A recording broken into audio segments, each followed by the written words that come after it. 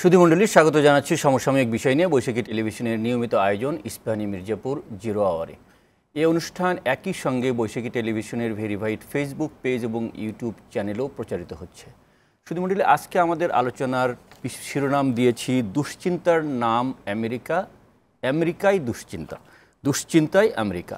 এই বিষয়বস্তুটা কেন আমরা টাইটেল করেছি সেটা একটু বলবো। আমাদের তার আগে জানিয়ে দিই যে এই আলোচনায় দুজন অতিথি আছেন। স্টুডিওতে আমার সঙ্গে উপস্থিত আছেন ঢাকা বিশ্ববিদ্যালয়ের শান্তি ও সংঘর্ষ বিভাগের সহযোগী অধ্যাপক ডক্টর তৌহিদুল ইসলাম।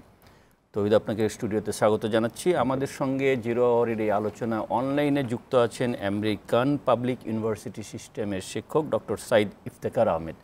ডক্টর সাইদ ইফতেখার, আপনাকেও স্বাগত জানাচ্ছি। আমরা আলোচনা শুরু করব, তবে বলে রাখি যে বিশ্বের অনেক দেশে আমেরিকা একটি দুশ্চিন্তার নাম। কারণ আমেরিকার নীতি, পলিসি এবং বিভিন্ন দেশে তাদের চাপ প্রয়োগ, চাপাচাপি, সোজা কথা, এগুলো ওই সব দেশের জন্য দুশ্চিন্তার কারণ। সেটা বাংলাদেশে যেমন রয়েছে, সেটা China, Taiwan, Myanmar, Iran, Pakistan, এমনকি ইন্ডিয়া নিয়েও রয়েছে। একদম সাম্প্রতিক আমরা দুদিন আগে দেখেছি যে ইন্ডিয়া ইরানের সঙ্গে একটি ব্যবসায়িক চুক্তি করায় ইন্ডিয়ার ওপরও নিষেধাজ্ঞার হুমকি দিয়েছে আমেরিকা। এসব কারণেই দেশে দেশে দুশ্চিন্তার নাম আমেরিকা। আবার উল্টো দিকও রয়েছে, আমেরিকা নিজেও দুশ্চিন্তা রয়েছে। আপনারা জানেন যে ইসরায়েল নীতিতে আমেরিকার ইসরায়েল নীতির বিরুদ্ধে বিক্ষোভ হয়েছে খোদ আমেরিকাতেই। আমেরিকার বিভিন্ন বিশ্ববিদ্যালয়ে গত 1 মাস আগে, জাস্ট এপ্রিল মাসের 17 তারিখে যে বিক্ষোভ শুরু হয়েছিল, সেটি সমস্ত স্টেট ইউনিভার্সিটিতে ছড়িয়ে পড়ে এবং এই বিক্ষোভ কানাডা, ইউরোপ এবং ইউরোপের বাইরে এশিয়ার বিভিন্ন দেশ, অস্ট্রেলিয়াতেও ছড়িয়ে পড়ে। কাজেই আমেরিকা নিজেও তার পলিসি, চাপাচাপি, এগুলো নিয়ে দুশ্চিন্তায় রয়েছে। আমরা এই বিষয়গুলো নিয়ে আলোচনা করব। এর সঙ্গে যুক্ত হয়েছে একদম সদ্য সাম্প্রতিক গতকাল ঢাকায় আমেরিকার পররাষ্ট্র মন্ত্রণালয়ের একজন কর্মকর্তা ডোনাল্ড লু সফর করেছেন। সেই প্রসঙ্গও স্বাভাবিকভাবেই আসবে। আমরা আলোচনাতে যাবার আগে দেখতে চাই আজ বৈশাখী টেলিভিশনে প্রচারিত প্রধান প্রধান সংবাদ শিরোনামগুলো। ঢাকার একটি আন্তর্জাতিক সম্মেলনে যুদ্ধ সংঘাত বন্ধে এবং ফিলিস্তিনি নারী শিশু সুরক্ষায় বিশ্বের কার্যকর ভূমিকা চেয়েছেন প্রধানমন্ত্রী। বাংলাদেশের মন্ত্রীদের সাথে ঢাকায় বৈঠকের পর ডোনাল্ড লু বলেছেন, এটা বাংলাদেশ ও আমেরিকার মধ্যে আস্থা ফেরানোর সফর। রাতে যান চলাচল নিয়ন্ত্রণে ক্ষতিকর লেজার লাইটের ব্যবহার বন্ধ হয়নি, নির্দেশনা মানছে না ট্রাফিক পুলিশ, চোখের ক্ষতি হয়। সড়কে শৃঙ্খলা ছাড়া মেগা প্রকল্পের সুফল মিলবে না বলেছেন সড়ক মন্ত্রী। রাজধানীতে ব্যাটারি চালিত রিকশা বন্ধের নির্দেশ। এবং 5টি বিভাগে আগামী 48 ঘন্টা তাপ প্রবাহের সতর্কতা দিয়েছে আবহাওয়া দপ্তর। তাপ ও গরমের অস্বস্তি বাড়বে।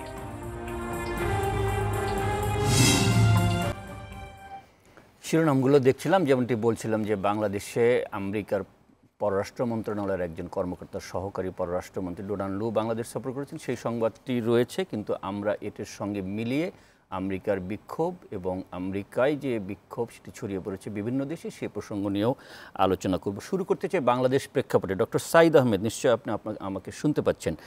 আপনি জানেন যে বিভিন্ন দেশে কোন দুশ্চিন্তার নাম, আমি বলেছি যে আমেরিকা, বাংলাদেশেও কেন আমেরিকা একটি দুশ্চিন্তার নাম? ধন্যবাদ। মার্কিন যুক্তরাষ্ট্র বিভিন্ন দেশে দুশ্চিন্তার নাম মূলত এই কারণে যে মার্কিন যুক্তরাষ্ট্র বিশ্বের সামরিক, অর্থনৈতিকভাবে অত্যন্ত প্রভাবশালী এবং শক্তিধর একটি রাষ্ট্র। একই সাথে যেটা বলা হয় যে একটা টার্ম হেজিমনি, মার্কিন যুক্তরাষ্ট্র একটা সাংস্কৃতিক এবং রাজনৈতিক, অর্থাৎ মার্কিন যুক্তরাষ্ট্র যে রাজনৈতিক দর্শনটি ধারণ করে, হ্যাঁ, এবং যে সংস্কৃতিটি তারা ধারণ করে, তার একটা বিশ্বব্যাপী কিন্তু একটি প্রভাব রয়েছে। অর্থাৎ সাংস্কৃতিক, রাজনৈতিক, অর্থনৈতিক এবং সামরিক একটা প্রভাব মার্কিন যুক্তরাষ্ট্রের সারা বিশ্বব্যাপী রয়েছে। এবং এই প্রভাবটি মূলত শুরু হয় দ্বিতীয় বিশ্বযুদ্ধের পরপর।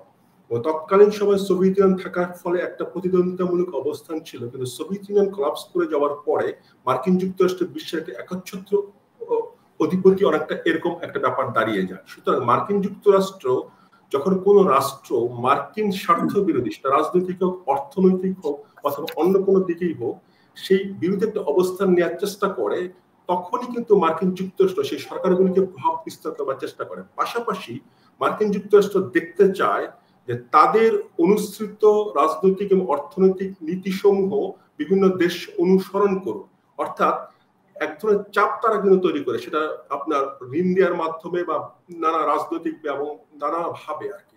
ফলে এই ধরনের যে আপনার পররাষ্ট্র নীতি, সেটি কিন্তু এককভাবে বিশ্বে আর কোনো রাষ্ট্রের নেই।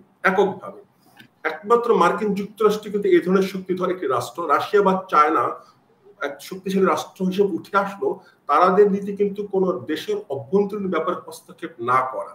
কিন্তু মার্কিন যুক্তরাষ্ট্র যেহেতু মনে করে যে তারা বিশ্বের একটি পায়োনিয়ার কান্ট্রি এবং তাদের একটা সিভিলাইজেশন মিশন রয়েছে, অর্থাৎ বিশ্বের বিভিন্ন রাষ্ট্রকে সভ্য করা, গণতন্ত্র শেখানো এবং তাদের অর্থনৈতিক ব্যবস্থা হচ্ছে বিশ্বের সবচেয়ে বেস্ট ইকোনমিক সিস্টেম, সেগুলো বিশ্ব অন্যান্য রাষ্ট্রগুলি ফলো করবে। এটা হচ্ছে মার্কিন পয়েন্ট অফ ভিউ থেকে অবস্থা। কিন্তু অন্যদিকে যারা মার্কিন যুক্তরাষ্ট্রকে সমালোচনা করেন, তারা বিষয়গুলি দেখেন এগুলো সুন্দর সুন্দর কথার আড়ালে এগুলো হচ্ছে নব্য উপনিবেশবাদের একটা বিস্তার, যেটা মার্কিন যুক্তরাষ্ট্র করছে। সুতরাং এককভাবে যেহেতু মার্কিন যুক্তরাষ্ট্র এই বিষয়গুলো করতে পারে, ফলে মার্কিন যুক্তরাষ্ট্রের উপস্থিতি বা মার্কিন যুক্তরাষ্ট্রের সাথে সম্পর্ক বাংলাদেশ থেকে রাশিয়া সমস্ত রাষ্ট্রে, আপনি যেটা শিরোনাম দিলেন, এক ধরনের দুশ্চিন্তার ব্যাপার এবং দুশ্চিন্তার কারণ হয়ে দাঁড়ায়। জি, ধন্যবাদ। আমি আসবো আপনার কাছে আবার। ইসলাম, আপনি শুনছিলেন এবং আমাদের আজকের আলোচনার টাইটেলও আপনি জেনেছেন ইতিমধ্যে। বাংলাদেশও আমেরিকা একটি দুশ্চিন্তার নাম। আপনাকে যদি ডোনাল্ড লুর এই সফরের সঙ্গে যুক্ত করে বলতে চাই যে জাতীয় নির্বাচনের আগে বাংলাদেশকে নিয়ে আমেরিকার যেরকম চাপাচাপি ছিল, জাতীয় নির্বাচনের 3 মাস পর আমেরিকার পররাষ্ট্র মন্ত্রণালয়ের কর্মকর্তারা ঢাকা সফরে যে বলেছেন যে তারা এখন দুই দেশের মধ্যে সম্পর্ক রিবিল্ড করতে চায়, আস্থা নষ্ট হয়েছে, আস্থাটা পুনর্গঠন করতে চায় এবং নির্বাচনের সময় যে অস্বস্তি ছিল সেটা পিছনের দিকে না তাকিয়ে সামনের দিকে যেতে চায়। খুব পরিষ্কার কথা। এই যে ডক্টর সাইদ কিন্তু বলেছেন যে আমেরিকা নানান কারণে অর্থনৈতিকভাবে, সামরিকভাবে, সাংস্কৃতিকভাবে শক্তিশালী, কিন্তু তাদের অন্য দেশের অভ্যন্তরীণ বিষয়ে হস্তক্ষেপ করা যে নীতি, বাংলাদেশের অভ্যন্তরীণ বিষয়েও তারা হস্তক্ষেপ করছে, এটা আপনাকে কিভাবে দেখেন?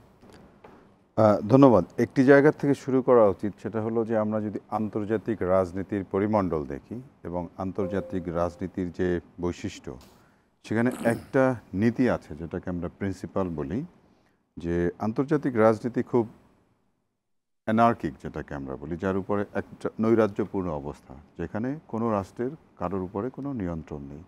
বাট এর পাশাপাশি যে নীতিটা মেনে চলে রাষ্ট্রগুলো, সেটা হলো যে কোনো রাষ্ট্রের অভ্যন্তরীণ বিষয়ে অন্য কোনো রাষ্ট্র, সেটা পার্শ্ববর্তী রাষ্ট্র হোক, দূরবর্তী কোনো শক্তিশালী রাষ্ট্র হোক, তারা হস্তক্ষেপ করবে না। এখন যেটা ডক্টর সাইদ বলছিলেন যে দ্বিতীয় বিশ্বযুদ্ধ পরবর্তী যে বিশ্ব এবং স্নায়ুযুদ্ধ পরবর্তী যে বিশ্ব, সেখানে আমরা দেখেছি যে মার্কিন যুক্তরাষ্ট্র একটা বৃহৎ রাষ্ট্র হিসেবে পৃথিবীর বিভিন্ন রাষ্ট্রের উপরে বিভিন্ন ধরনের পলিসি তারা নিয়ে আসার চেষ্টা করেছে। অনেক সময় এর একটা ধারা, যেটা বিশেষ করে আমরা বলি যে ফার্স্ট ওয়ার্ল্ড ওয়ারের পরে প্রেসিডেন্ট উড্রো উইলসন যে 14 পয়েন্টস দিয়েছিলেন মার্কিন যুক্তরাষ্ট্রের পররাষ্ট্রনীতি, সেই 14 পয়েন্টের একটা পররাষ্ট্রনীতি হলো যে পৃথিবীব্যাপী তারা গণতন্ত্রের যে ব্যবস্থা, সরকার ব্যবস্থা, সেটাকে প্রতিষ্ঠা করার চেষ্টা করবে। এবং আমার ধারণা যে সেই যে 14 পয়েন্টের যে গণতন্ত্র এবং মানবাধিকারের যে ধারা, সেই ধারাটাই তারা পৃথিবীব্যাপী সব জায়গায় চর্চা করার চেষ্টা করে। এবং তারা মনে করে যে, আমার ধারণা যে এই যে গণতান্ত্রিক ব্যবস্থা, যেটা ইলেকশনের মাধ্যমে হয়, মানুষের পার্টিসিপেশনের মাধ্যমে হয়, সেটা যদি হয় একমাত্র তাহলেই একটা প্রসিদ্ধ সরকার ব্যবস্থা তৈরি হয়। এবং আপনি যেখানে বলছিলেন যে আসলে যে আস্থার সংকটটা তৈরি হয়েছে, এবং আপনি যদি খেয়াল করেন যে এই 2024 সালের যে গণতন্ত্র পৃথিবীব্যাপী, আপনি যদি গণতন্ত্রের সূচক দেখেন, অনেকগুলো রাষ্ট্রই আছে যে ওয়েস্টার্ন যে ডেমোক্রেসি, সেই ডেমোক্রেসির ইন্ডিকেটরস ফুলফিল করতে পারে না। এর বিভিন্ন কারণ আছে। কারণ যে ইন্ডিকেটরসগুলো ওয়েস্টার্ন ওয়ার্ল্ডে, মার্কিন যুক্তরাষ্ট্রে অ্যাপ্লিকেবল, সেই ইন্ডিকেটরসগুলো কিন্তু পৃথিবীর দক্ষিণে যে রাষ্ট্রগুলো, অনুন্নত উন্নয়নশীল যে রাষ্ট্রগুলো, তাদের ভৌত কাঠামো, শিক্ষা দীক্ষা, সিভিলাইজেশনাল ডেভেলপমেন্ট এবং যে রাজনৈতিক প্রসেস সেখানে কিন্তু সেই সমান্তরালভাবে উন্নত হয়নি। যখন আমরা এই দুটোর মধ্যে বৈসাদৃশ্য দেখতে পাই তখনই আমরা দেখি যে এটা যে কোনো রাষ্ট্রের সাথে, যেখানে মার্কিন যুক্তরাষ্ট্র গিয়ে হাজির হয় তার এই গণতন্ত্র এবং মানবাধিকারের বিষয়গুলো নিয়ে, সেখানে এইরকম একটা বৈপরীত্যের এবং আস্থাহীনতার সম্পর্ক তৈরি হয়। আপনি যদি খেয়াল করেন এখানে আবার আরেকটা আমরা যে দ্বিপাক্ষিক যে একটা ব্যবস্থা, যেখানে আমরা একদিকে গণতান্ত্রিক ব্যবস্থা বলছি আর একদিকে সমাজতান্ত্রিক না বললেও একটা সমাজতান্ত্রিক ঘরানার যে একটা ব্যবস্থা বলছি, এই দুটো ভাগে আমি দেখি যে আন্তর্জাতিক রাজনীতিটা বিভক্ত।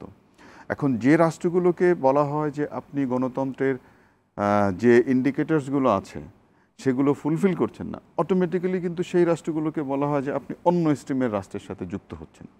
এবং এটা একটা প্রফেসি যে আপনি যখনই এই ক্যাটাগরিটা ফুলফিল করছেন না তখনই বলা হচ্ছে যে আপনি অন্যদিকে ধাবিত হচ্ছেন, which is true for many states. যে তাকে আন্তর্জাতিক রাজনীতি হচ্ছে অ্যালায়েন্স রাজনীতি।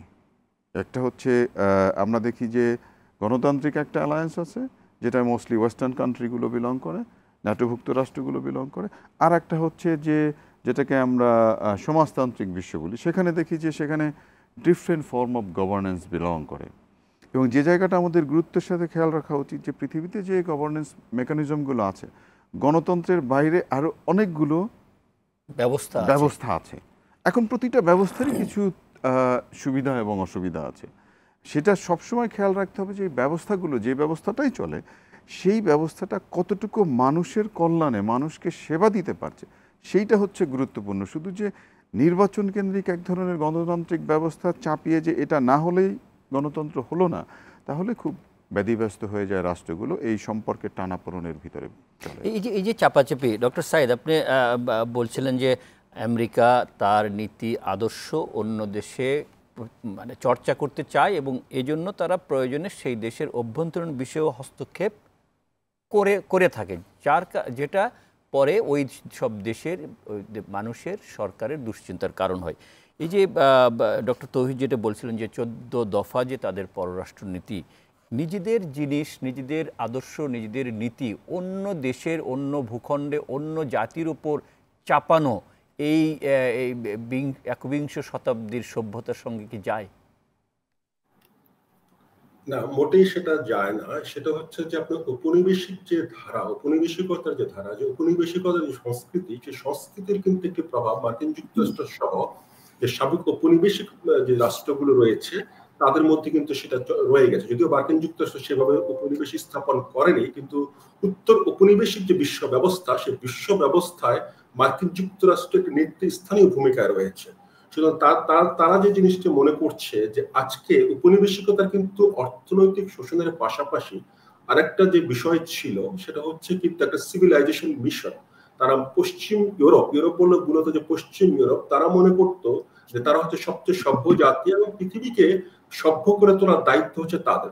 অর্থাৎ একটা মিশন ওরিয়েন্টেড কিন্তু ফরেন পলিসি ছিল বা মিশন ওরিয়েন্টেড তাদের পলিসি ছিল। আজকেও কিন্তু মার্কিন যুক্তরাষ্ট্রের যে ফরেন পলিসি তার কিন্তু একটা মিশন রয়েছে, হ্যাঁ, এবং সেই মিশনটি হচ্ছে যে গণতন্ত্র, মানে মানবাধিকার, মত প্রকাশের স্বাধীনতা, ফ্রিডমের কথাটা কিন্তু বারবার বলা হয় মার্কিন যুক্তরাষ্ট্রের প্রেক্ষাপটে, অভ্যন্তরীণ আন্তর্জাতিক রাজনীতির প্রেক্ষাপটে। এগুলো হচ্ছে মার্কিন যুক্তরাষ্ট্রের পয়েন্টস অফ ভিউ থেকে দেখা। কিন্তু এর বাইরে যারা দেখছেন বিষয়টাকে, তারা কিন্তু বিষয়গুলোকে দেখছেন আসলে মার্কিন যুক্তরাষ্ট্রে এ সমস্ত সুন্দর সুন্দর কথা বলে মূলত মার্কিন যুক্তরাষ্ট্রের যে তার ন্যাশনাল ইন্টারেস্ট বিশ্বব্যাপী, সেই ন্যাশনাল ইন্টারেস্টকে সার্ভ করবার জন্য। কারণ এই সমস্ত নীতি এবং আদর্শ কিন্তু সমস্ত রাষ্ট্রের ক্ষেত্রে এককভাবে এবং সমভাবে প্রযোজ্য হয় না। যেমন সৌদি আরব সহ বা সংযুক্ত আরব আমিরাত সহ অনেক রাষ্ট্র আছে যারা হচ্ছে স্বৈরাচারী রাষ্ট্র, এবং তাদের ক্ষেত্রে এক ধরনের নীতি হচ্ছে, আবার অন্যান্য রাষ্ট্র ক্ষেত্র কিন্তু অন্যান্য নীতি হচ্ছে। এটা কিন্তু যেহেতু ইউনিভার্সাল অ্যাপ্লিকেশনটা নাই, সেক্ষেত্রে বহু আপনার আন্তর্জাতিক সম্পর্ক বিশ্লেষক মনে করেন যে মার্কিন যুক্তরাষ্ট্র এ সমস্ত কথার মূল উদ্দেশ্য হলো আন্তর্জাতিক রাজনীতিতে তার যে জাতীয় স্বার্থ, সেই জাতীয় স্বার্থ হাসিল করা, এবং তার যে প্রতিদ্বন্দ্বী রাষ্ট্রসমূহ, মার্কিন যুক্তরাষ্ট্র একমাত্র রাজনৈতিক প্লেয়ার নয়, তার আরো কিছু প্রতিদ্বন্দ্বী রয়েছে বর্তমান বিশ্ব, আগেও ছিল। বর্তমান বিশ্ব মূলত রাশিয়া এবং চায়না, তাদের যে বিশ্বব্যাপী প্রভাব রয়েছে তাদেরও একটা আপনার এক ধরনের জোন অফ ইনফ্লুয়েন্স রয়েছে। সুতরাং এবং তারাও চাচ্ছে যে মার্কিন যুক্তরাষ্ট্রের যে বিশ্বব্যাপী যে রাজনৈতিক প্রভাব সেটিকে খর্ব করে রাশিয়া চায়না কেন্দ্রিক একটা বিশ্ব ব্যবস্থা গড়ে তুলুক, যদিও সেটা অফিসিয়াল ল্যাঙ্গুয়েজ হচ্ছে ইউনিপোলার ওয়ার্ল্ড বা একমেরু বিশ্ব থেকে বহুমেরু বিশ্বের প্রতিষ্ঠা করা, কিন্তু এসেন্সটা হচ্ছে যে মার্কিন যুক্তরাষ্ট্রের যে আজকে রাজনৈতিক যে হেজিমনি বিশ্বব্যাপী যে কর্তৃত্ব রয়েছে সেই কর্তৃত্বটাকে আপনার চ্যালেঞ্জ করে একটা রাশিয়া চায়না কেন্দ্রিক একটা বিশ্ব ব্যবস্থা দাঁড় করানো হতো। এদের সাথে যে মার্কিন যুক্তরাষ্ট্রের দ্বন্দ্ব, সেই দ্বন্দ্বে তারা এই সমস্ত আপনার রাজনৈতিক আদর্শ বা মতাদর্শগত আদর্শকে নির্ভর করে তারা তাদের পররাষ্ট্রনীতি পরিচালনা করে বলে যারা মার্কিন যুক্তরাষ্ট্রের সমালোচক তারা বিষয়গুলিকে এই দৃষ্টিভঙ্গি থেকে দেখেন। সুতরাং আপনি যে কথাটা বললেন যে তাত্ত্বিকভাবে বর্তমান বিশ্বে এ ধরনের পররাষ্ট্রনীতি আসলে তাত্ত্বিকভাবে এটা আসলে অ্যাপ্লিকেবল না, যে আমার মতাদর্শ আরেকজনের উপর চাপিয়ে দাও, কিন্তু ইন রিয়েলিটি হচ্ছে এটাই বাস্তবতা যে একসময় সোভিয়েত ইউনিয়ন চেষ্টা করেছিল তাদের মতাদর্শ বিভিন্ন রাষ্ট্রে চাপিয়ে দেওয়ার ক্ষেত্রে, গণচীনও চেষ্টা করেছিল, আজকেও মার্কিন যুক্তরাষ্ট্র সেটা করছে। কিন্তু অপরদিকে এটাও আমাদের মনে রাখতে হবে রাশিয়া চায়না মতাদর্শ চাপিয়ে না দিলেও তারা তাদের যে ইনফ্লুয়েন্সটা যাতে বিশ্বের বিভিন্ন রাষ্ট্রের উপর থাকে, যেমন ধরুন সিরিয়ার উপর, নর্থ কোরিয়ার উপর, এই বিষয়গুলি কিন্তু সেখানে রয়েছে। সুতরাং এককভাবে যে মার্কিন যুক্তরাষ্ট্রই সেই বিষয়গুলি পরিচালনা করছে বিষয়গুলি তা নয়, ভিন্ন নামে ভিন্ন রূপে রাশিয়া আবার চেষ্টা করছে তাদের সেই পুরনো অবস্থানে ফিরে যেতে, গণচীন চেষ্টা করছে রাশিয়া চায়না একটা অ্যালায়েন্সের মধ্যে দিয়ে এই মার্কিন প্রভাবকে ক্ষুণ্ণ করে একটা কাউন্টার, একটা অল্টারনেটিভ বিশ্ব ব্যবস্থা গড়ে তুলতে, যেই বিশ্ব ব্যবস্থায় তারাও কিন্তু অর্থনৈতিকভাবে প্রাধান্য বিস্তার করবে, রাজনৈতিক এবং সাংস্কৃতিক ভাবে প্রাধান্য বিস্তার করবে। সুতরাং আজকে দুইটি মেরুর যে দ্বন্দ্ব, সেই মেরুর দ্বন্দ্বের একটা ইকুয়েশন হিসেবে কিন্তু আমরা মার্কিন যুক্তরাষ্ট্রের যে বর্তমান পররাষ্ট্রনীতি, সে পররাষ্ট্রনীতিকে ব্যাখ্যা করতে পারি। জি, ধন্যবাদ। আর এই যে আমেরিকার যে কর্তৃত্ববাদী নীতি এবং ইসরায়েল তোষণ নীতি, এই নীতিটি কি আমেরিকার ভিতরই প্রবল বিরোধিতার মুখোমুখি হয়েছে, যেটি আমরা সাম্প্রতিককালে দেখেছি যে আমেরিকার বিশ্ববিদ্যালয়ের শিক্ষার্থীরা অনেক ক্ষেত্রে শিক্ষকরাও এই শিক্ষার্থীদের বিক্ষোভে যুক্ত হয়েছেন, এবং শুধু ছাত্র শিক্ষকদের এই বিক্ষোভ না, আমেরিকার সরকারি পর্যায়ের কিছু ডিপ্লোমেট এবং তাদের সেনাবাহিনীতে সার্ভিস থেকে কিছু রিজাইন করেছেন এই নীতির প্রতিবাদে।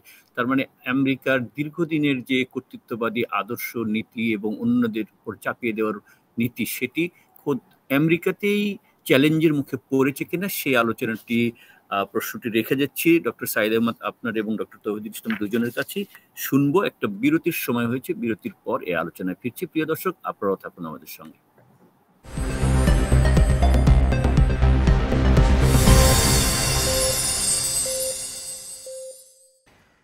বিরতির পর আরও একবার স্বাগত স্পেনের মির্জাপুর জিরো আওয়ারে। আমরা আলোচনা করছিলাম দুশ্চিন্তার নাম আমেরিকা এবং দুশ্চিন্তায় আমেরিকা। এই প্রথম পর্বে আমরা বাংলাদেশ এবং গ্লোবালি আমেরিকার নীতি আদর্শ চাপিয়ে দেওয়ার যে সংস্কৃতি, সেগুলো নিয়ে কথা বলছিলাম।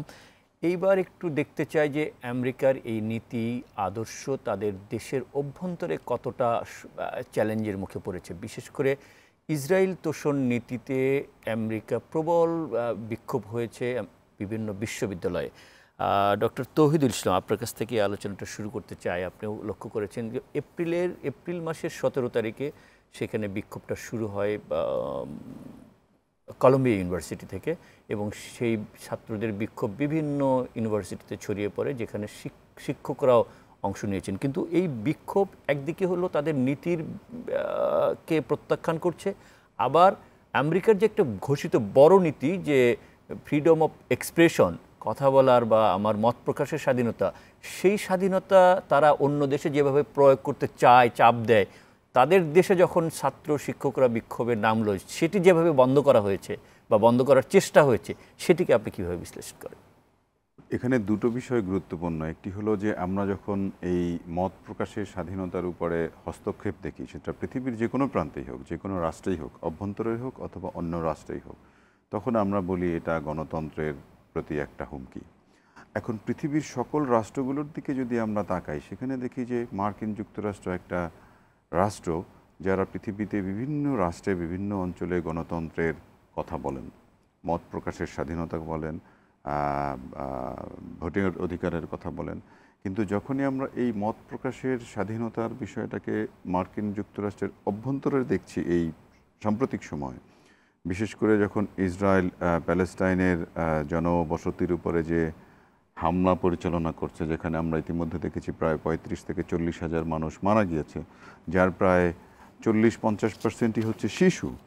সেই ক্ষেত্রে যে আন্দোলনটা মার্কিন যুক্তরাষ্ট্রে গড়ে উঠেছে বিশ্ববিদ্যালয়, এখানে গুরুত্বপূর্ণ যে সেক্টরগুলো এখানে আন্দোলনটা করছে তারা কিন্তু একটা সিভিল স্পেস ব্যবহার করছে, এবং এই স্পেসগুলো মার্কিন যুক্তরাষ্ট্রে কিন্তু সব সময় ব্যবহৃত হয়েছে। যদি আমরা ভিয়েতনাম ওয়ারের কথা বলি, আমরা যদি বাংলাদেশের কথা বলি 1971 সালে, এবং আমরা যদি সাউথ আফ্রিকার কথা বলি, যেখানেই আমেরিকান পলিসি অ্যান্টি হিউম্যানিটিস অ্যাক্টিভিটিসের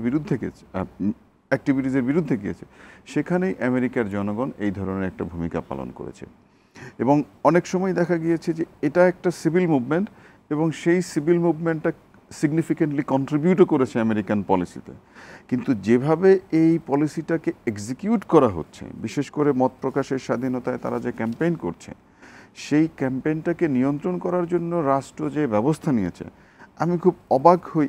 এই ব্যবস্থা যদি পৃথিবীর অন্য প্রান্তের কোনো উন্নয়নশীল রাষ্ট্র অথবা অনুন্নত রাষ্ট্র নিত, তাহলে সেক্ষেত্রে আমার মনে হয় যে গণতন্ত্রের যে ধারা, গণতন্ত্রে যে মত প্রকাশের স্বাধীনতার যে নীতি, সেই নীতিটা নিয়ে হয়তো সেই রাষ্ট্রগুলোর উপরে বিভিন্ন ধরনের স্যাংশন বা বিভিন্ন ধরনের ইম্পোজিশন চলে আসতে পারত। এখন কেন এই তরুণ প্রজন্ম আমেরিকায় এই আন্দোলনটা করেছে? আপনি যদি খেয়াল করেন, এটা শুধু মার্কিন যুক্তরাষ্ট্রের মধ্যে সীমাবদ্ধ নয়, এটা ইউরোপে গিয়েছে, কানাডাতে গিয়েছে, অস্ট্রেলিয়াতে গিয়েছে, নিউজিল্যান্ডে গিয়েছে। যেসব জায়গায় একটা সিভিল স্পেস আছে কথা বলার, ছাত্ররা কথা বলে, ওই সব দেশে কিন্তু আমাদের মতো এরকম আলাদা সিভিল সোসাইটি বা এনজিও কমিউনিটি নাই। এখানে স্টুডেন্টরাই একটা strong civil society, strong voice. তারা যখন ভয়েসটা তুলে ধরে, তারা দুটো জায়গায় স্ট্যান্ড নিয়েছে। একটা হচ্ছে যে এই যে গণহত্যা, সেটার প্রতি মার্কিন প্রশাসনের যে সহায়তা, সেটা বন্ধ করতে হবে। বিশেষ করে আমরা যদি দেখি যে সহায়তা নিয়ে ইসরায়েল এবং যে ধরনের বুক ফুলিয়ে তারা যে এখনও আক্রমণ পরিচালনা করে যাচ্ছে, সেই জায়গাটার একটা বিরোধিতা তারা করার চেষ্টা করেছে এই তরুণ প্রজন্ম। এবং সেক্ষেত্রে আপনারা হয়তো জানেন যে মার্কিন যুক্তরাষ্ট্রের যে অভ্যন্তরীণ রাজনীতি, সেই অভ্যন্তরীণ রাজনীতিতে বিভিন্ন রাষ্ট্রের যে লবিস্ট গ্রুপ আছে, তার একটা সিগনিফিক্যান্ট ইম্প্যাক্ট আছে যে মার্কিন যুক্তরাষ্ট্রের প্রশাসন, বিশেষ করে পুলিশ প্রশাসন যে অ্যাক্টিভিটিস করেছে। আমরা হয়তো এরকম রেয়ার দেখেছি যে মার্কিন যুক্তরাষ্ট্রের পুলিশ প্রশাসন এরকম ম্যাসিভ স্কেলে অ্যারেস্ট করেছে, এবং যে পদ্ধতিতে অ্যারেস্ট করেছে সেগুলো অনেক সময় মত প্রকাশের স্বাধীনতার যে প্রিন্সিপাল, সেই বিষয়টাকেই প্রশ্নবিদ্ধ করে ফেলতে পারে আমার কাছে মনে হয়। আরেকটি জায়গায় আমি একটু ফোকাস করতে চাই, সেটা হলো যে এই যে আন্তর্জাতিক রাজনীতিতে এই সিভিল সোসাইটির যে মুভমেন্ট, এরকম কিন্তু পৃথিবীর অনেক রাষ্ট্রে হয়েছে। আপনি যদি বাংলাদেশের দিকেও তাকান, বাংলাদেশেরও কিন্তু অনেক ছাত্র সংগঠন তারা এই জাতীয় মুভমেন্ট করার চেষ্টা করেছে, এবং তাদের যে একটা ভয়েস আছে ফর প্যালেস্টাইনিয়ান পিপল, তাদের পক্ষে দাঁড়িয়েছে। এখন আপনি যদি আজকের ইম্পর্টেন্ট নিউজ দেখেন, আপনি দেখবেন যে ইউরোপিয়ান ইউনিয়ন একটা গুরুত্বপূর্ণ মতামত দিয়েছে আজকে। তারা বলেছে তারা যদি এখন রাফায় তাদের এই ক্যাম্পেইন, মিলিটারি ক্যাম্পেইন পরিচালনা করে, তাহলে ইউরোপিয়ান ইউনিয়নের যে 27টা রাষ্ট্র আছে, সেই 27টা রাষ্ট্রের সাথে ইসরায়েলের সম্পর্ক অবনতির দিকে যেতে পারে। এটা এমন না যে শুধু হঠাৎ করেই তৈরি হয়েছে, এটার কিন্তু একটা গ্লোবাল ইফেক্ট আছে, গ্লোবাল রিপেল ইফেক্ট আছে। এবং আমার ধারণা যে এই মত প্রকাশের স্বাধীনতার যে আন্দোলনটা তৈরি হয়েছে আমেরিকার অভ্যন্তরে, সেটার একটা ইফেক্ট আমার ধারণা যে ইউরোপিয়ান ইউনিয়নের এই ডিসিশন মেকিং পলিসিতে পড়েছে। অনেক ধন্যবাদ ডক্টর তৌহিদ। ডক্টর ইফতেখার, আপনি শুনছিলেন হয়তো নিশ্চয়ই যে ডক্টর তৌহিদের অভিমত। আমি আবারও আপনার কাছে একই প্রশ্ন করি যে আমেরিকার যে নীতি আদর্শ, তারা যেটা বাইরে অন্যান্য দেশে প্রয়োগ করার চেষ্টা করে, চর্চা করে এবং চাপ প্রয়োগ করে, সেই নীতিগুলোই খোদ আমেরিকাতেই প্রবল বিরোধিতার মুখে পড়েছে, এবং সেখানে ছাত্র শিক্ষকদের আন্দোলন দমানোর জন্য যে শক্তি প্রয়োগ করেছে পুলিশ বা বল প্রয়োগ করেছে, যেটি আমেরিকা সারা বিশ্বের সরকারগুলোর কে দোষারোপ করে যে অতিরিক্ত বল প্রয়োগ করা হচ্ছে। এই বল প্রয়োগ করার এটার প্রভাব আমেরিকার রাজনীতিতে এবং তাদের নীতিতে কোনো প্রভাব ফেলবে কিনা? অবশ্যই আমেরিকার রাজনীতিতে আজকে যে প্যালেস্টাইনের পক্ষে যে বিক্ষোভ দাঁড়িয়েছে এটি কিন্তু শেষ হয়ে যায় না। আগস্ট মাসে, সেপ্টেম্বর মাসেও কিন্তু আরো অনেকগুলি কর্মসূচি রয়েছে বেশ বড় বড়। সুতরাং এটি কিন্তু আজকে প্রেসিডেন্ট বাইডেনকে এবং তার প্রশাসনকে খুব ভাবিয়ে তুলছে। কারণ আমরা জানি যে কয়েক মাস পরই মার্কিন যুক্তরাষ্ট্রের নির্বাচন, এই নির্বাচনে বিশেষ করে ডেমোক্রেটিক পার্টির যে ভোট ব্যাংক, সেই ভোট ব্যাংকের একটি উল্লেখযোগ্য অংশ কিন্তু এই বিক্ষোভকে সমর্থন করছে। এই ভোট ব্যাংকগুলি হচ্ছে আরবদের ভোট, মুসলিম আমেরিকানদের ভোট, এবং যারা আপনার প্রগ্রেসিভ, লিবারেল, মার্কসিস্ট, এই ভোটগুলো কিন্তু ডেমোক্রেটিক পার্টির লোক সবসময় পেয়ে থাকে ডেমোক্রেটিক পার্টি। ফলে এরা কিন্তু এই বিক্ষোভের একটা বড় সমর্থক। ফলে অনেক ডেমোক্রেটিক পার্টির অনেক সমর্থক মনে করছেন যে তারা এবার ডেমোক্রেটিক পার্টিকে ভোট দেবেন না, কাউকে ভোট দেবেন না। আবার আরেকটা অংশ মনে করছে তারা হয়তো কর্নেল ওয়েস্ট, আপনি জানেন হার্ভার্ড ইউনিভার্সিটির প্রফেসর, বিখ্যাত প্রফেসর কর্নেল ওয়েস্ট, তিনি এবার নির্বাচন করছেন, তাকে ভোট দেবেন। তো এই সমস্ত কিছুর ফলে ডেমোক্রেটিক পার্টির ভোট কিন্তু অনেকটা কমে যেতে পারে। এই আশঙ্কা ওনাদেরকে পেয়ে বসছে যে এই ভোটের যে অভ্যন্তরীণ যে একটা প্রতিক্রিয়া হতে পারে, সেই প্রতিক্রিয়া কিন্তু আজকে মার্কিন যুক্তরাষ্ট্র বর্তমান সরকার খুব চিন্তিত। না, একই সঙ্গে আমি আপনার কাছে জানতে চেয়েছিলাম যে ছাত্রদের এই বিক্ষোভ দমাতে ছাত্র শিক্ষকদের যে পদ্ধতি তারা নিল, পুলিশ যে অতিরিক্ত বল প্রয়োগ করলো, গ্রেপ্তার করলো, তারা তো সারা দুনিয়ায় মানবাধিকার এবং মুক্ত বাক স্বাধীনতার কথা বলে বেড়ায়, কিন্তু নিজের দেশে কি করলো সেটা কিভাবে আপনি ব্যাখ্যা করেন? অবশ্যই নিজেদের দেশে একটা জিনিস কিন্তু দুটো পয়েন্ট অফ ভিউ থেকে, প্রথম যদি আপনার পয়েন্টটাকে সমর্থন করে যে আপনার যে মত প্রকাশ এবং বাক স্বাধীনতার যে আপনার একটা চিত্র আমরা কল্পনা করি, এবং যে বিশ্ববিদ্যালয়ের ছাত্ররা বিক্ষোভ করছে, শান্তিপূর্ণ বিক্ষোভকে একটাকে যেটাকে বলা হয় যে অতিরিক্ত বল প্রয়োগ করে বিক্ষোভটাকে দমন করবার যে প্রচেষ্টা, সরকার শুধু মার্কিন যুক্তরাষ্ট্রের ব্যাপার কিন্তু সরকারের তরফ থেকে এসে তা কিন্তু না, এখানে কিন্তু ভিন্নভাবে চলে। বিশ্ববিদ্যালয়ের প্রশাসনগুলো কিন্তু আপনার যারা বিশ্ববিদ্যালয়কে চালান তারা কিন্তু নানানভাবে বিভিন্ন কর্পোরেশনের সঙ্গে যুক্ত, যে কর্পোরেশন গুলো আবার কিন্তু ইসরায়েলের বিভিন্ন কর্পোরেশনের সঙ্গে যুক্ত। এবং এই জন্য এই বিক্ষোভের কিন্তু একটা দাবি ছিল ছাত্রদের যে বিশ্ববিদ্যালয় যে বিভিন্ন বিনিয়োগ করেছে সমস্ত প্রতিষ্ঠানগুলোতে, কর্পোরেশনগুলোতে, এদের থেকে যে ধরনের ডোনেশন, ফান্ডিং বা এন্ডাওমেন্ট তারা পাচ্ছেন, এগুলোকে থেকে বিশ্ববিদ্যালয়কে প্রত্যাহার করে নেয়া এবং তারা কি পরিমাণ টাকা পয়সা লেনদেন হচ্ছে সেগুলি প্রকাশ করে দেয়া, যেটা মার্কিন যুক্তরাষ্ট্র সাধারণত এতটা ট্রান্সপারেন্ট না এই সমস্ত লেনদেনের বিষয়। ফলে মার্কিন যুক্তরাষ্ট্রের বিশ্ববিদ্যালয়গুলির প্রশাসন যারা রয়েছেন তারা কিন্তু এই বিক্ষোভের পক্ষে ছিল না, এবং তারা কিন্তু চেয়েছে বিক্ষোভটাকে দ্রুত স্থগিত করে দিতে, কারণ তারা মনে করছে বিক্ষোভ সফল হলে সে বিশ্ববিদ্যালয়ের যে ইন্টারেস্ট তার বিপরীতে যাবে, কারণ বিশ্ববিদ্যালয়গুলি ক্ষতিগ্রস্ত হবে। হ্যাঁ, সার্বিকভাবে আপনার যে বক্তব্য সেটা হচ্ছে ঠিকই, যে জিনিসটা আমরা চিন্তা করি যে মার্কিন যুক্তরাষ্ট্রের কাছ থেকে যে ডেমোক্রেসির স্পেসটা আরেকটু বড় হবে, কিন্তু সেখানে দেখা গেল সেই স্পেসটা আসলে অত বড় নয়। এবং এটা যে আজকেই প্রথম ঘটেছে ব্যাপারটা কিন্তু তা নয়। এ ধরনের বল প্রয়োগ আমরা দেখেছি সিভিল রাইটস মুভমেন্টের সময়, এ ধরনের বল প্রয়োগ আমরা দেখেছি ভিয়েতনাম যে যুদ্ধবিরোধী যে আন্দোলন, সে সময় কেন্ট স্টেট ইউনিভার্সিটিতে মার্কিন সৈন্যদের গুলিতে 4 জন ছাত্র সে সময় নিহত হয়। সুতরাং একদিকে মত প্রকাশের স্বাধীনতা বা কথা বলা হলো, আরেকদিকে কিন্তু বল প্রয়োগের একটা প্রবণতাও কিন্তু মার্কিন রাষ্ট্র ব্যবস্থায় রয়েছে। এবং একই সাথে আমি কিন্তু আরেকটা বিষয় বলতে চাই যে পৃথিবীতে আজ পর্যন্ত কোনো পারফেক্ট পলিটিক্যাল সিস্টেম কিন্তু দাঁড়ায়নি যেটা হচ্ছে পারফেক্ট ডেমোক্রেসির উদাহরণ।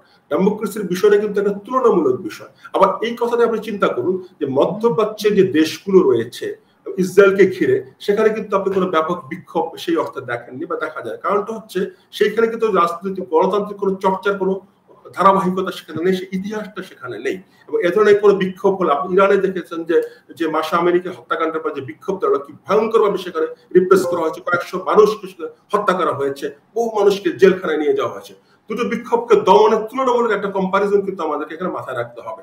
মার্কিন যুক্তরাষ্ট্র, হ্যাঁ, সেখানে বেশ কিছু ছাত্রত্ব বাতিল করা হয়েছে এবং কাউকে কারাগারে মামলা হয়েছে, জেলখানা যাদেরকে নিয়ে ছেড়ে দেওয়া হয়েছে, এবং কিছু কিছু অল্টারনেটিভ মিডিয়া রয়েছে যেমন ডেমোক্রেসি দাও, যেখানে মার্কিন যুক্তরাষ্ট্রের যে আপনার ইসরায়েলকে ঘিরে যে পররাষ্ট্র নীতি তার প্রচন্ড সমালোচনা করা হচ্ছে, যদিও মূলধারার মিডিয়াগুলো মার্কিন যুক্তরাষ্ট্রের যে পররাষ্ট্রনীতি সে পররাষ্ট্রনীতিকে সমর্থন করেছে, কিন্তু অল্টারনেটিভ মিডিয়া থেকে যেগুলো প্রভাবিত খুবই দুর্বল, কিন্তু সেখান থেকে তারা বলতে পারছে। সেই বলার জন্য কাউকে কিন্তু আপনি আবার বাধা দিতে পারছে না মার্কিন সমাজ ব্যবস্থা, বা আপনি একটি ছোট, হ্যাঁ, একটা জিনিস একটু জানতে চাই, এই যে বিক্ষোভ দমাতে যে ছাত্র শিক্ষকদের গ্রেপ্তার অনেকগুলো, প্রায় ৩,০০০ ছাত্রকে গ্রেপ্তার করা হয়েছে, অনেক শিক্ষকও রয়েছেন, তাদের বিরুদ্ধে কি অভিযোগ আনা হয়েছে এবং তারা কি এখনো কারাগারে? না, প্রায় সবাইকে ছেড়ে দেওয়া হয়েছে একদিনের মধ্যে বা আধা দিনের মধ্যে, কাউকে কিন্তু ধরে রাখা হয়নি কারাগারে, এবং বেশিরভাগের ক্ষেত্রে কোনো মামলা হয়নি, তাদেরকে ছেড়ে। কিন্তু কিছু কিছু মানুষ, ছাত্র বা কিছু আপনার বিক্ষোভকারীর বিরুদ্ধে বিশেষত বলা হয়েছে যারা হচ্ছে যে আউটসাইডার, ক্যাম্পাসের না, পলিটিক্যাল অ্যাক্টিভিস্ট জয়েন করেছে, এরকম কিছু লোকের নামে কিছু মামলা হয়েছে। কিছু ছাত্রত্ব বাতিল করা হয়েছে, এবং আপনার স্কুলের আপনার নিউ ইয়র্কে কিন্তু বিভিন্ন স্কুল সেগুলো কিন্তু ছাত্রছাত্রীরা অংশগ্রহণ করেছিল, সেই স্কুলগুলোর কয়েকজনকে আপনার সাময়িকভাবে চাকরিচ্যুত বা তাদের বিরুদ্ধে অভিযোগ আনা হয়েছে। হ্যাঁ, সেই ভয়ঙ্কর রিপ্রেশন যদি আপনি ইরান বা এই সমস্ত রাষ্ট্রের সঙ্গে তুলনা করেন, সে ধরনের কোনো রিপ্রেশন কিন্তু মার্কিন যুক্তরাষ্ট্র ঘটেনি, এবং এই ধরনের বিক্ষোভে কিন্তু কারো প্রাণহানিও ঘটেনি। কিন্তু একই সাথে এটাও ঠিক যে এভাবে এ ধরনের বিক্ষোভকে দমন করাও কিন্তু নিন্দনীয়। একটি গণতান্ত্রিক ব্যবস্থায় কিন্তু এ ধরনের বিক্ষোভেরও একটা স্পেস থাকা উচিত, যেটা আমরা মার্কিন যুক্তরাষ্ট্র থেকে আশা করি। সেই স্পেসটা যে সেখানে এতটা ওপেন না, এটাও কিন্তু বিশ্ববাসীর সামনে পরিষ্কার হয়েছে এই বিক্ষোভের মধ্য দিয়ে। আরেকটি কথা আপনি বলছিলেন যে আগামী আগস্ট সেপ্টেম্বর মাসে আরো বড় কর্মসূচি রয়েছে, সেটা কি ধরনের? দুটো রয়েছে। কর্মসূচিগুলি কিন্তু স্থগিত হয়ে যায়, বিশ্ববিদ্যালয়ে কিন্তু নানা আলোচনা হচ্ছে। এখন আপনার আগস্ট বা সেপ্টেম্বর, আমি ঠিক মনে, ডেমোক্রেটিক পার্টির ন্যাশনাল কনভেনশন হতে যাচ্ছে, আবার এক্সাক্ট মানটা মনে নেই, আগস্ট না সেপ্টেম্বরে। সেখানে হচ্ছে যে সেখানে কিন্তু আনুষ্ঠানিকভাবে সিদ্ধান্ত হবে যে শিকাগোতে খুব সম্ভব হতে যাচ্ছে যে কে মার্কিন যুক্তরাষ্ট্রে আপনার ডেমোক্রেটিক পার্টির প্ল্যাটফর্ম থেকে আগামী নির্বাচনে প্রতিদ্বন্দ্বিতা করবে। এটা জাস্ট একটা ফর্মালিটি। সে অনেকটা আমাদের বাংলাদেশ আওয়ামী লীগ বা বিএনপির যে জাতীয় সম্মেলনের মতো একটা ব্যাপার আছে, চিন্তা করে না, কিংবা কাউন্সিলের মতো ব্যাপার। তো সেইটাকে মাথায় রেখে বিশাল একটা বিক্ষোভের একটা পরিকল্পনা করা হচ্ছে শিকাগোতে, আপনার ডেমোক্রেটিক পার্টির যে কনভেনশন, সেই কনভেনশনের ভেন্যুটাকে সামনে ধরে। এছাড়াও আপনার বিভিন্ন মাসে, আগামী কয়েক মাসের মধ্যে বিভিন্ন শহরে বড় বড় বিক্ষোভ আয়োজনের পরিকল্পনা করা হচ্ছে। সুতরাং এইটি কিন্তু ডেমোক্রেটিক পার্টিকে প্রচন্ড ভাবিয়ে তুলছে, কারণ জনগণের দুভাগে বিভক্ত। একটি বড় অংশ যেমন মার্কিন যুক্তরাষ্ট্রের প্যালেস্টাইনকে ঘিরে যে রীতি, তাকে সমর্থন করছে না, কিন্তু পাশাপাশি কিন্তু আরেকটি বড় অংশ রয়েছে যারা কিন্তু আপনার মার্কিন নীতিটি সমর্থন। কিন্তু যারা যে অংশটি সমর্থন করছে না, এই অংশটির কিন্তু বড় একটা ভোট ব্যাংক হচ্ছে ডেমোক্রেটিক পার্টি। এটাই তার জন্য আজকে সব দুশ্চিন্তার কারণ হয়ে দাঁড়িয়েছে, কারণ এই সমস্ত জরিপে এখন দেখা যাচ্ছে যে ডোনাল্ড ট্রাম্পের পপুলারিটি কিন্তু সাংঘাতিক হারে বাড়ছে। সুতরাং এইটি কিন্তু আগামী দিনের মার্কিন নির্বাচনে এবং অভ্যন্তরীণ রাজনীতিতে একটি বড় ফ্যাক্টর হয়ে দাঁড়াবে। জি, অনেক ধন্যবাদ ডক্টর সাইদ ইফতেখার আহমেদ। আমরা আর একটা বিরতির সময় আপনার কাছে শুনবো বিরতির পরে। প্রিয় দর্শক, আমাদের সঙ্গে থাকুন, ফিরছি ছোট্ট একটা বিরতির পর।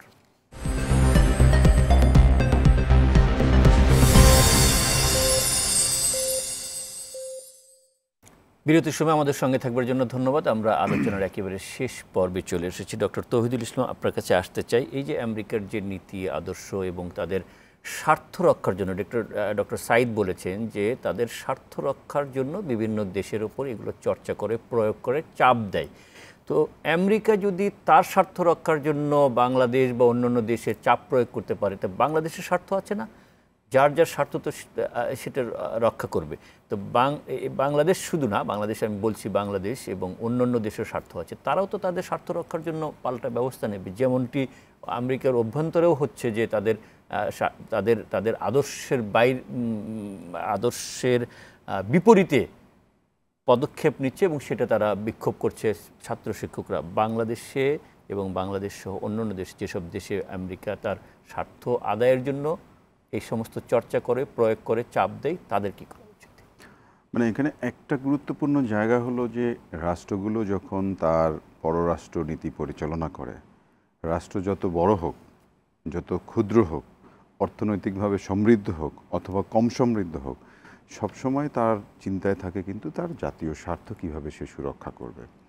এখন মার্কিন যুক্তরাষ্ট্র যেমন তার এই হেজিমনিক অ্যাপ্রোচ দিয়ে তার অর্থনৈতিক ব্যবস্থা, রাজনৈতিক ব্যবস্থা দিয়ে পৃথিবীর বিভিন্ন জায়গায় তার স্বার্থ সংরক্ষণ করতে চায় বা স্বার্থ হাসিল করতে চায়, তেমনি বাংলাদেশ বা এই গ্লোবাল সাউথের যে কান্ট্রিগুলো আছে, সেও কোনো না কোনো অল্টারনেটিভ মেকানিজম খুঁজে বের করে।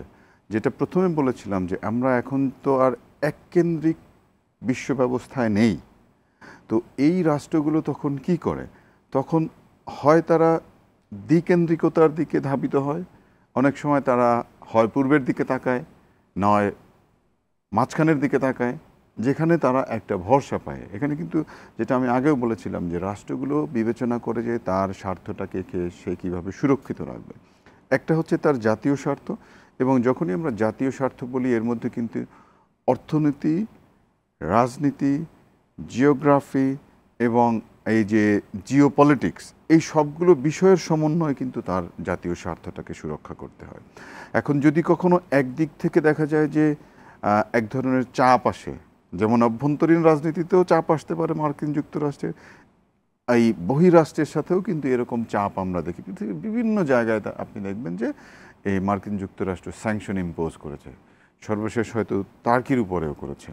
তো এখন এই টার্কির উপরে আছে, ইরানের উপরে আছে, তারপরে আরও অনেক রাষ্ট্রের উপরে আছে। এই রাষ্ট্রগুলো কিন্তু ভ্যানিশ হয়ে যায়নি, এটা হচ্ছে একটা বিষয়। তখন যেটা হয় যে ওই রাষ্ট্রটার সাথে অন্য যে রাষ্ট্রের উপরে স্যাংশন হয় বা এক ধরনের ইম্পোজিশন হয়, সেই রাষ্ট্রগুলো ব্যালেন্স করে, সমতা নির্ভর করে। সমতা কার সাথে হয়? পূর্বের সাথে পশ্চিমের সমতা করে, অথবা পশ্চিমের সাথে পূর্বের সমতা করে, যেটার মাধ্যমে সে এই ব্যালেন্সিং নীতির মাধ্যমে তার শক্তির অন্য কেন্দ্র খুঁজে নেয়, অন্য কেন্দ্রগুলোতে অটোমেটিক সে চলে যায়। যদি কারো ইচ্ছা নাও থাকে, অনেকে আছে হয়তো ব্যালেন্স করে, আবার একান্তই কোনো রাষ্ট্র যদি একদম অন্য রাষ্ট্রের প্রতি আগ্রহী নাও থাকে, যখনই এই ধরনের এক ধরনের শক্তির ব্যবহার হয় মার্কিন যুক্তরাষ্ট্র থেকে, অটোমেটিকই তার জন্য আর একটা দ্বার উন্মুক্ত হয়। এবং সেই দ্বার উন্মুক্ত হলে দেখা যায় যে এই স্যাংশনের বাই প্রোডাক্টই হচ্ছে সে অন্য ক্যাম্পে গিয়ে তখন অবিষ্ট হয়।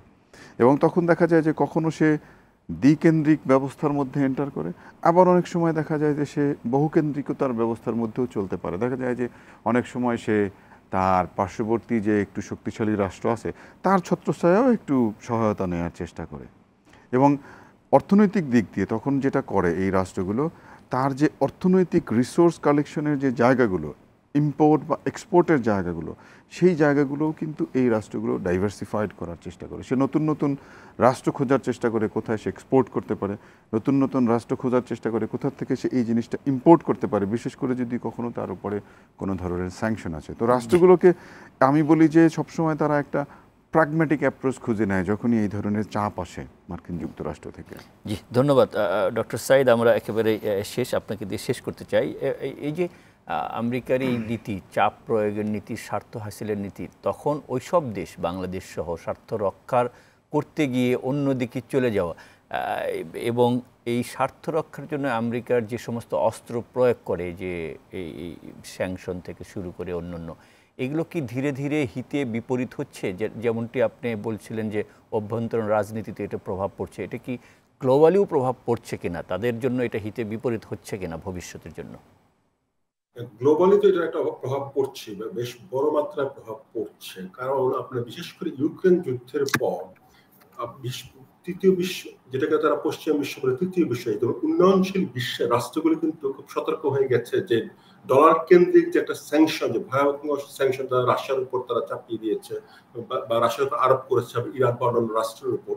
ফলে হচ্ছে কি যে আজকে যে আপনি একটা জিনিস আমি যে শুরুতে আলোচনা বলেছিলাম যে মার্কিন যুক্তরাষ্ট্রের পররাষ্ট্রনীতি হচ্ছে মিশন ড্রিভেন, অর্থাৎ তার একটা মিশন রয়েছে।